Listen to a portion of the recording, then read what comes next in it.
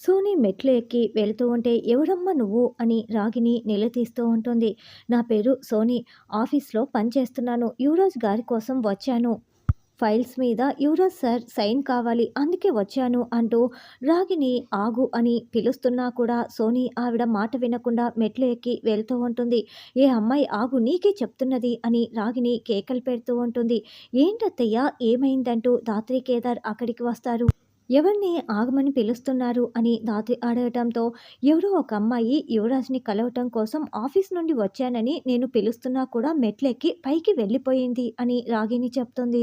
Office అమ్మాయి ఈ టైంలో ఎందుకు ఇంటికి వచ్చింది అని కేదార్ రాగిన్ని అడుగుతూ ఉంటే, అదే నాకు అర్థం కావటం లేదు అని ధాత్రి ఆలోచిస్తూ ఉంటుంది. ఇక సోనీ గదిలో ఉన్న యువరాజ్ దగ్గరికి వెళ్ళి, మేనేజర్ గారు ఈ కొటేషన్ మీద మీ సంతకాలు తీసుకురమ్మన్నారు సార్, అందుకే నేను ఈ ఫైల్ పట్టుకొని మీ దగ్గరికి ఈ సమయంలో రావాల్సి వచ్చింది. చేయండి సార్, ఇదిగో ఇక్కడ ఇక్కడ ఇక్కడ సంతకాలు చేయండి అని అన్ని సంతకాలు తీసుకుంటుంది. అసలే నిషి కూడా గదిలో లేదు. వచ్చి కానీ చూస్తే ఇంకేమైనా ఉందా అంటూ ధాత్రి రాగిన్‌తో మాట్లాడుతూ ఉంటే, నిషి ధాత్రి వెనకాలే నిలబడి మొత్తం వినేస్తుంది. ఇల్లు పీకి పందిరేస్తుంది అని ధాత్రి చెప్తుంటే, ఏం చూస్తే నాకు అంత కోపం వస్తుంది అని నిషి వచ్చి అడుగుతూ ఉంటుంది. దాంతో ధాత్రి చాలా షాకింగ్‌గా అయ్యో! నిషి వినేసిందా అని టెన్షన్ పడుతూ ఉంటుంది.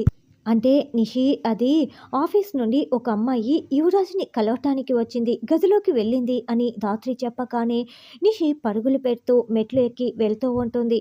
నిషి ఆగు ఆగు అని ధాత్రి కేదార్ పిలుస్తున్నా కూడా నిషి పరుగులు పెడుతూ వెళ్తుంది. నిషి గదిలోకి వెళ్ళే లోపల యువరాజ్, సోనీ ఇద్దరు బెడ్‌పై పడిపోయి కళ్ళల్లో కళ్ళు పెట్టుకొని చూసుకుంటూ ఉంటారు.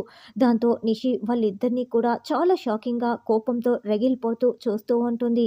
అయ్యో! పైన ఏం జరుగుతుందో ఏంటో అని ధాత్రి కేదార్ కింద కంగారు పడుతూ ఉంటారు.